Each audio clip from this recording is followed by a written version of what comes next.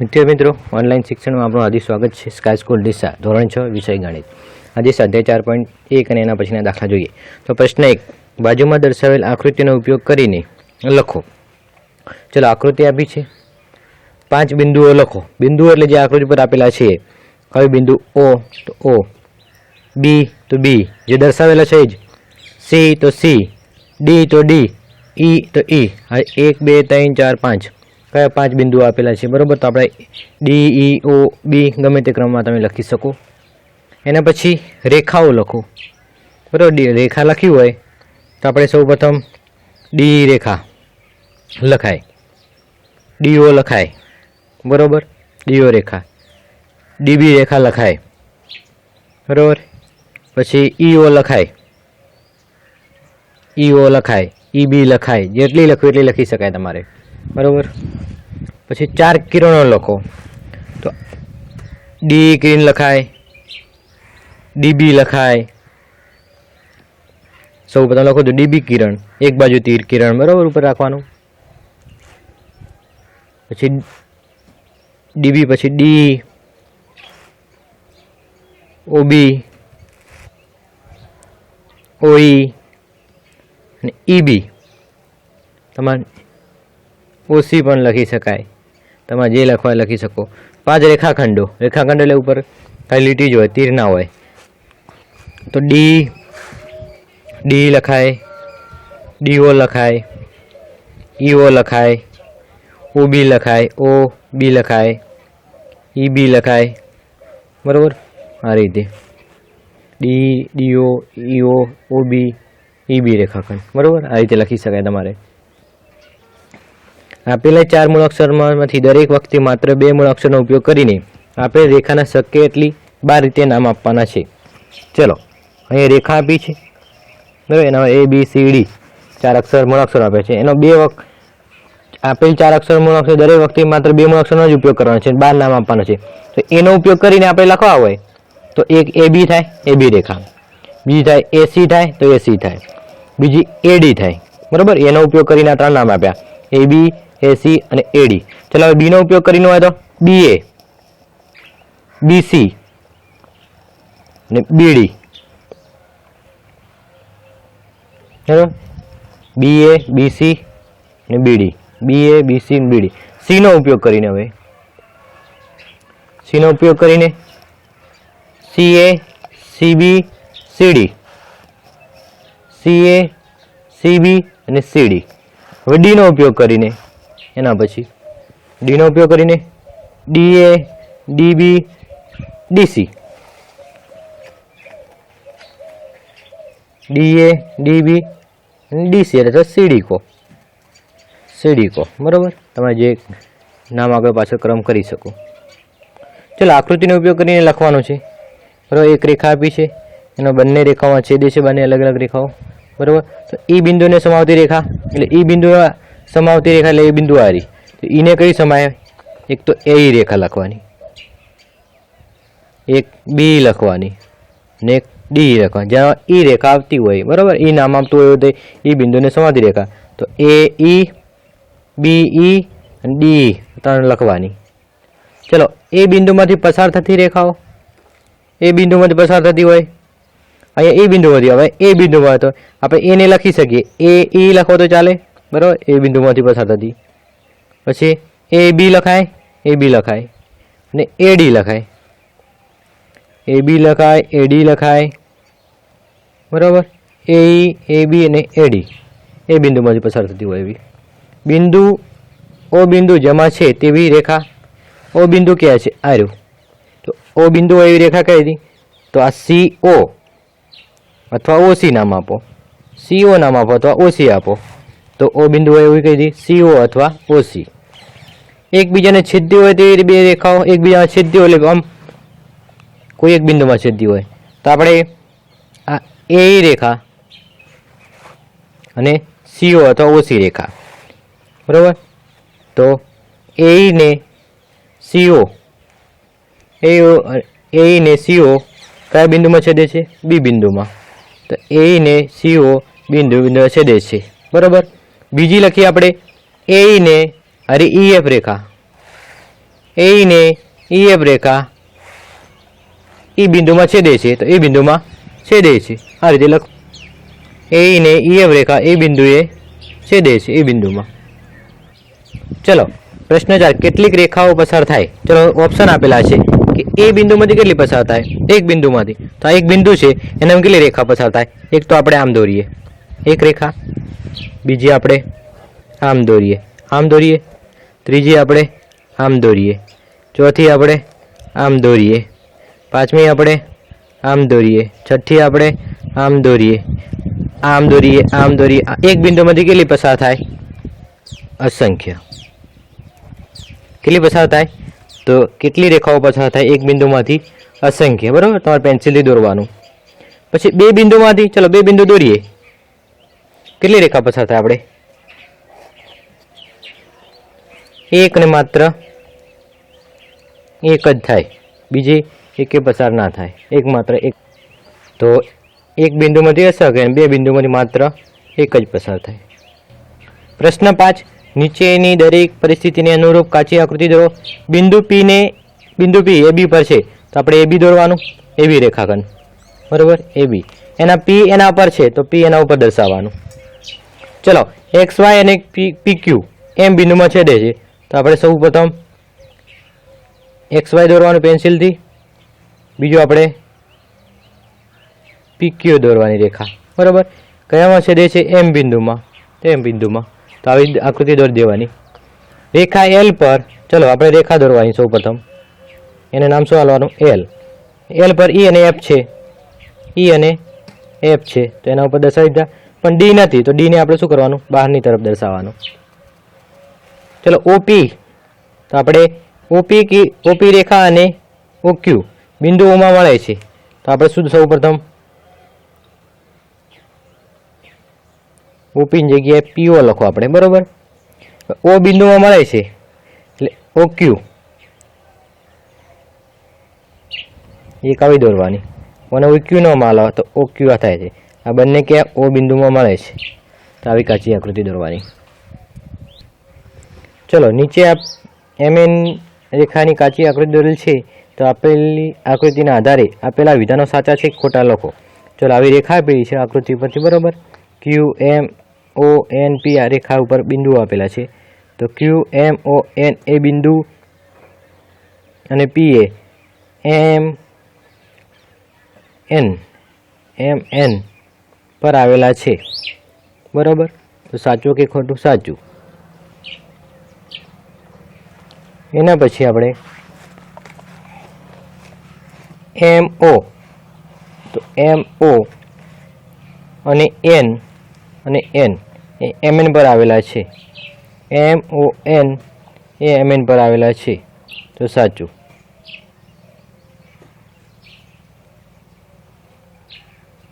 સાચું, બરાબર.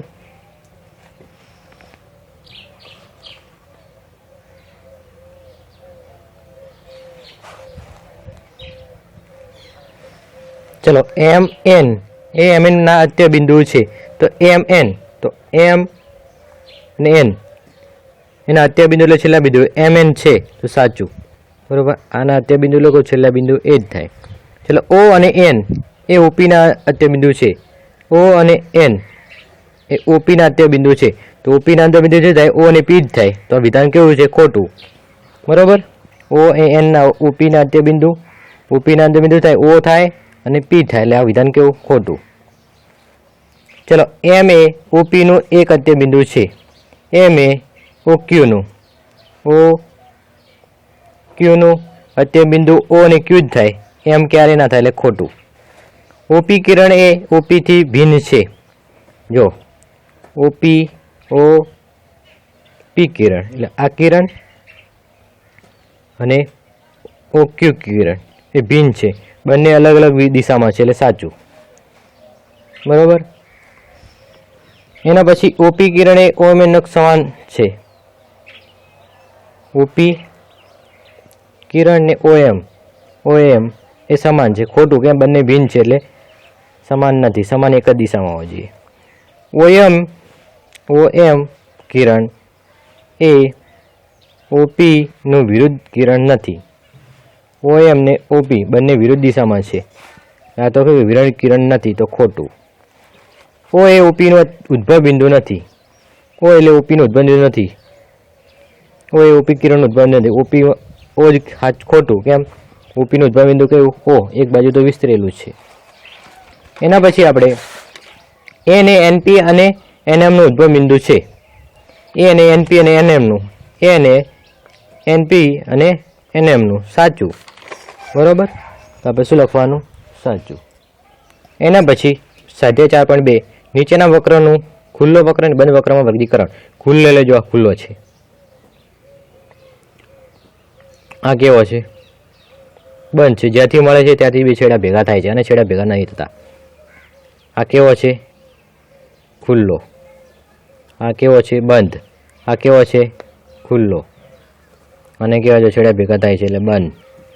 આ પણ બંધ. આ રીતે આપણે વર્ગીકરણ કરી દેવાનું. ખુલ્લો. પ્રશ્ન 2 નીચે પરિસ્થિતિ દર્શાવતી રફ આકૃતિ દોરો. ખુલ્લો વક્ર.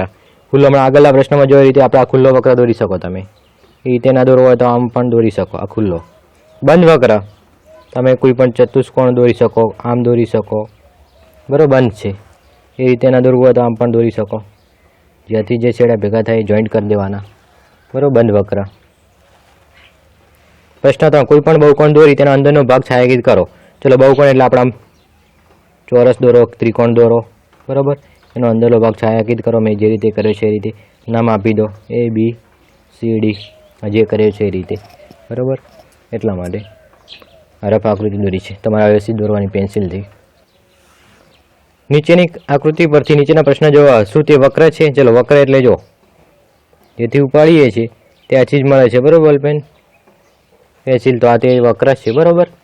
શું તે બંધ છે? હા જો ચાહે ખુલ્લો નથી, આ તો તે બંધ છે. બરાબર? શક્ય હોય તો નીચે પરિસ્થિતિ દર્શાવતી રફ આકૃતિ દોરો. ચલો બંધ વક્ર જે બહુકોણ ન હોય. બહુકોણ એટલે રેખાખંડથી ન બનેલો હોય. બરાબર? બંધ એટલે આપણે આમ કરી આમ દોરવાનો. બરાબર ને? જે રેખાખંડથી નહીં બનેલો બંધ છે. બરાબર? ખુલ્લો વક્ર જે સંપૂર્ણપણે રેખાખંડથી બનેલો હોય. ખુલ્લો જો એક આ રેખાખંડ, એક આમ, એક આમ, એક આમ, આ રીતે. બે બાજુવાળો બહુકોણ શક્ય નથી. બે બાજુઓવાળો બહુકોણ શક્ય નથી. બરાબર? ઓછામાં ઓછી 3 બાજુ તો જુએ જ. એના પછી સ્વાધ્યાય 4.3 બાજુમાં આપેલ આકૃતિ પરથી ખૂણા લખો. ચલો આકૃતિ આપી છે ABCD. તો ખૂણો A અથવા ખૂણા એને શું કહેવાય? DAB અથવા BAD. વચ્ચે ખૂણો A આવવો જોઈએ. બીજો ખૂણો B તો ખૂણો B અથવા ABC અથવા CBA કહેવાય. તો ABC અથવા CBA. જો ખૂણો C DCB, ખૂણો C અથવા BCD અથવા DCB. ખૂણો D અથવા D ને શું કહેવાય? ADC અથવા CDA. બરાબર? આ રીતે 1 2 3 4 ખૂણા આપેલા. બાજુના આપેલી આકૃતિ પરથી માંગેલ બિંદુઓ લખો. DOE નો અંદરનો બિંદુ આ આકૃતિ છે. તો DOE નું અંદરનું બિંદુ કયું છે? A. તો DOE નું અંદરનું બિંદુ કયું છે? બિંદુ A. EOF ના બહારના બિંદુ. EOF એટલે અંદર તો કોઈ નથી, બહારનું બિંદુ શું જાય? C. EOF બિંદુ C છે, બિંદુ A છે અને બિંદુ D છે. આટલા બહારના થાય 1 2 અને 3. કે અહીંયા અંદરનું થાય. આ બધા એના માટે આ ખૂણા માટે બહારનું બિંદુ આ બાજુના અને આ બાજુનો થાય. તો બિંદુ A, બિંદુ C, બિંદુ D. ચલો એના પછી C. EOF પરના બિંદુઓ. એના પરના કયા બિંદુ? એક તો F બિંદુ, બિંદુ O બિંદુ, પછી B બિંદુ અને પછી EOF પર FOBE આટલા બિંદુ થાય એના પરના બિંદુઓ. નીચેની પરિસ્થિતિ દર્શાવતી બે ખૂણાઓની કાચી આકૃતિ દોરો. બંનેમાં એક સામાન્ય બિંદુ હોય એવું. ચલો એક આપણે બંનેમાં સામાન્ય એક બિંદુ હોય ને એવું તો આપણે એક આમ આ ખૂણો દોર્યો. એનું નામ આપ્યું ABC. બરાબર? એક અહીંયા આવે કિરણ દોરીએ, આને નામ આપીએ D. તો બંનેમાં એક સામાન્ય બિંદુ કયું? બંને જો એક ખૂણો આ બન્યો ABD. ABD એક ખૂણો બન્યો, બીજો DBC તો બંનેમાં સામાન્ય કયું? ABD એનામાં B સામાન્ય, DBC બંનેમાં સામાન્ય બિંદુ કયું? B તો બંનેમાં સામાન્ય બિંદુ કયું? B. બે સામાન્ય બિંદુ હોય એવા તો આપણે એક આવી આકૃતિ દોરવાની, બરોબર. તો આને એ આપણે સૌપ્રથમ આ ખૂણો દોરીએ, ABC એક ખૂણો આ થયો, બરાબર. અને બીજો અહીંયાથી આમ લંબાઈએ અને આને D નામ આપીએ તો ABC એટલે આ ખૂણો અને DAB એટલે આ ખૂણો. તો બંનેમાં A બિંદુ અને B બિંદુ સામાન્ય છે, A અને B જો આનામાં DAB તો બે બિંદુ સામાન્ય એટલે જો DAB એક આ ખૂણો થયો એટલે A અને B આવ્યા, અને બીજો ABC એનામાં પણ A અને B આવ્યા તો બિંદુ A અને B સામાન્ય છે, બરાબર. આવી આકૃતિ દોરી શકે. ત્રણ સામાન્ય બિંદુ હોય એવું તો શક્ય નથી, બરાબર. ત્રણ બિંદુ સામાન્ય હોય એવું શક્ય નથી. ચાર સામાન્ય બિંદુ હોય એવું તે પણ શક્ય નથી. એના પછી એક કિરણ સામાન્ય હોય એવું જે આપણે આગળ દોરી આકૃતિ પ્રશ્ન એ તો આપણે ABC ત્રિકોણ દોરવાનું, ABC, બરાબર. એના BD નામ આલવાનું, BD કિરણ. તો એક કિરણ સામાન્ય હતું તો ABD ખૂણો ABD અને DBCમાં બંનેમાં સામાન્ય BD કિરણ કયું આવ્યું? BD સામાન્ય. કેમ કે ABDમાં પણ એ આવ્યું, DBCમાં પણ આ જ કિરણ આવ્યું છે સામાન્ય, BD કિરણ, બરાબર.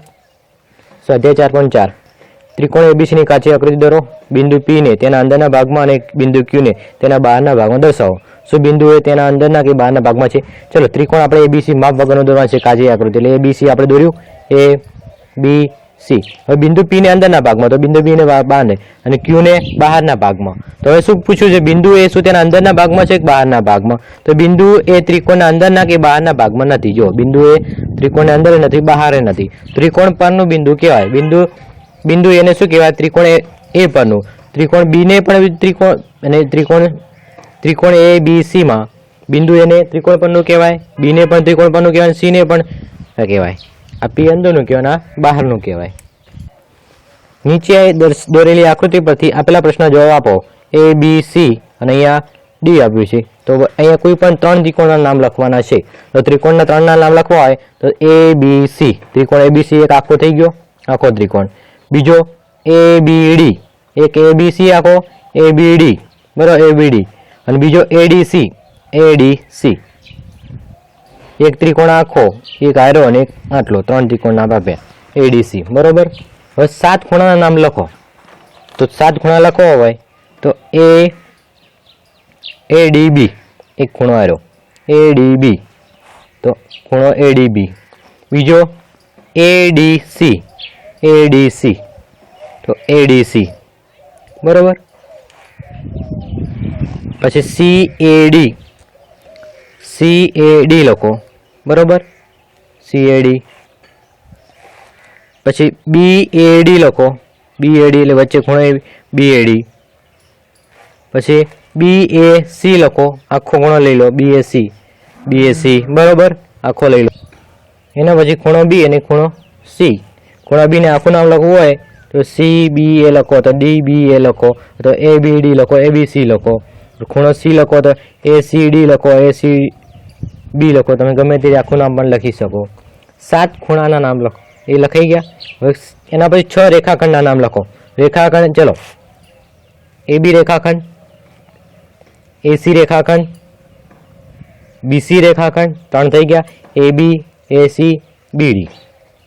બીજો લખો આપણે AD લખો, 4 થયા. BD લખો, લાયા, અને DC લખો. એક આ, 2, 3, 4, 5 અને 6 આ રીતે. AB, AC, BC, AD અને BD અને DC. કયા બે ત્રિકોણો B સામાન્ય છે? તો ત્રિકોણ B ABC માં અને ABD. કયા ત્રિકોણમાં? ત્રિકોણ ABC માં અને ત્રિકોણ ABD માં. B સામાન્ય બંનેમાં આવે એવું. સ્વાધ્યાય 4.5 ચતુષ્કોણની કાચી આકૃતિ દોરો અને તેના વિકર્ણો દોરી તેના નામ આપો. વિકર્ણો એકબીજાના ચતુષ્કોણના અંદરના ભાગમાં મળશે કે બહારના ભાગ? ચલો આપણે ચતુષ્કોણ દોરીએ કોઈ પણ. બરાબર. તો એ બી સી ડી નામ આપ્યું, એ બી સી અને ડી નામ આપ્યું,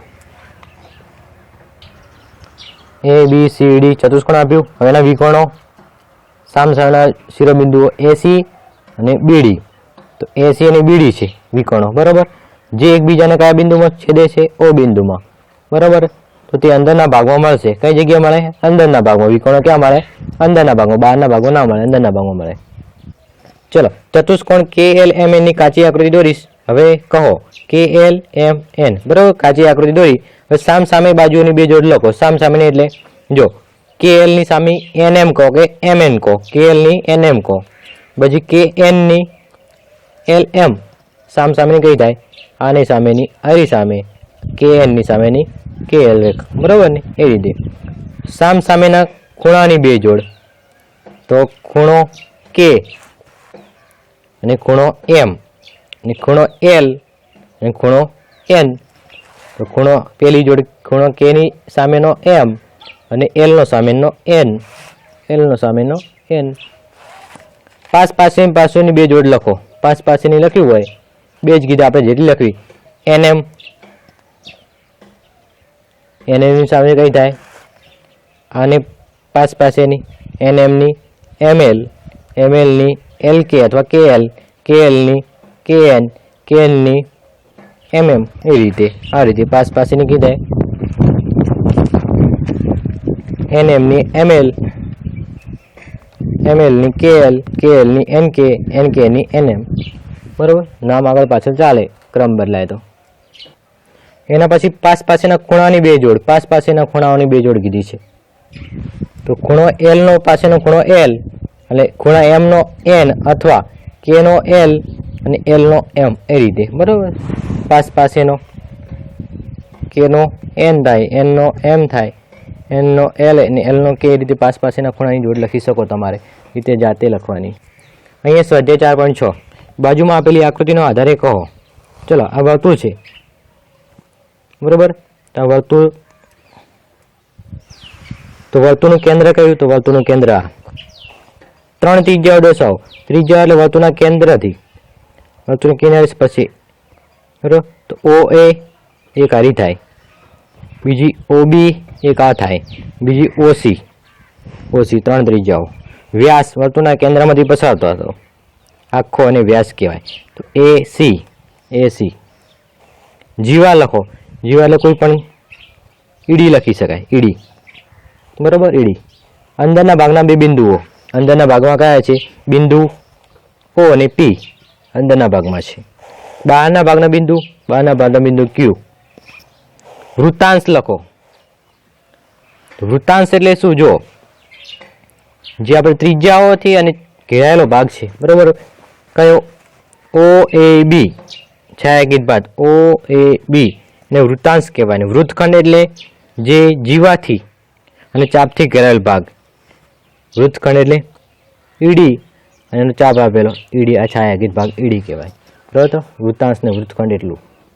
હવે પ્રશ્ન 2 કે શું દરેક વ્યાસે વર્તુળ જીવા છે? ચલો, આ વર્તુળ છે, વર્તુળના કેન્દ્રમાંથી વ્યાસ પસાર થાય, બરાબર. હા, તો જીવા એટલે બે કિનારીનો, બરાબર, આ વ્યાસ થાય, આમ પણ થાય. જીવા શું હોય? વર્તુળને કોઈ પણ બે કિનારે સ્પર્શ કરે નહીં, બરાબર. તો થાય છે. તો શું દરેક વ્યાસે વર્તુળ જીવા છે? હા. શું દરેક જીવા વર્તુળનો વ્યાસ છે? તો ના. જીવા કેવી હોય? બે કિનારે સ્પર્શે વર્તુળને, બરાબર. અને વ્યાસ કેવો છે? જીવા તો બે કિનારી હોય, ગમે તેમાં આપણે દોરી શકીએ જીવા. અને વ્યાસ તો વર્તુળના કેન્દ્રમાંથી જ પસાર થાય. હા, એટલે ના, દરેક જીવા એ વર્તુળનો વ્યાસ નથી. ચલો, વર્તુળ દોરી અને દર્શાવો. તો આપણે વર્તુળ દોરવાનું, બરાબર, એક મસ્ત મજાનું, બરાબર. તેના કીધું તેનું કેન્દ્ર દોરો. તો કેન્દ્ર મેં ઓ દર્શાવ્યું, બરાબર. તો કેન્દ્ર કયું? ઓ. ત્રિજ્યા દોરો. તો ઓ એ ત્રિજ્યા દોરી, બરાબર. એની ત્રિજ્યા ઓ એ દોરી. વ્યાસ દોરો. તો એ બી દોર્યો, વ્યાસ એ બી દોર્યો, બરાબર. કયો? આખો વર્તુળના કેન્દ્રમાંથી થાય. વ્યાસ દોરો. વૃત્તાંશ દોરો. તો ઓ એ સી. વૃત્તાંશ એટલે આ જે બે ત્રિજ્યાઓથી અને એના ચાપથી ઘેરેલા, અને શું કહેવાય? વૃત્તાંશ ઓ એ સી. વૃત્તખંડ દોરો. વૃત્તખંડ એટલે જીવાથી એક જીવા દોરવાની અને એનાથી આ જે ચાપથી ઘેરાયેલ પ્રદેશ વૃત્તખંડ DEF, તો DE લખે ને અહીંયા આપણે DEF લખો. આને પણ આપણે છાયાંકિત કરવાનો. અંદરના ભાગનું બિંદુ લખો, તો અંદરના ભાગનું આપણે બિંદુ P નામ આપીએ, ગમે તે નામ આપી શકો. બહારના ભાગનું બિંદુ અહીંયા R આપ્યું છે મેં, તો તમે બહારના ભાગનું બિંદુ R આપી શકો. અને કોઈ પણ ચાપ આપો તો અહીંયા ચાપ આપવાનું એક કેન્દ્ર લઈને, બરાબર હતું નામ, અને એક YZ કે XYZ નામ આપી શકો. તો YZ ચાપને કેવી નિશાની હોય ઉપર આમ કરવાનું. એના પછી ખરા છે કે ખોટા તે જણાવો. વર્તુળના બે વ્યાસ હંમેશા છેદે. ચલો, બે વ્યાસ, એક વ્યાસ આમ દોરીએ વર્તુળના કેન્દ્રમાંથી, એક આમ, તો બંને છેદે છે. આ તો સાચું છે. વર્તુળનું કેન્દ્ર હંમેશા વર્તુળના અંદરના ભાગમાં હોય, તો જો વર્તુળ એનું કેન્દ્ર ક્યાં હોય? અંદરના ભાગમાં, તો સાચું, આ સાચું.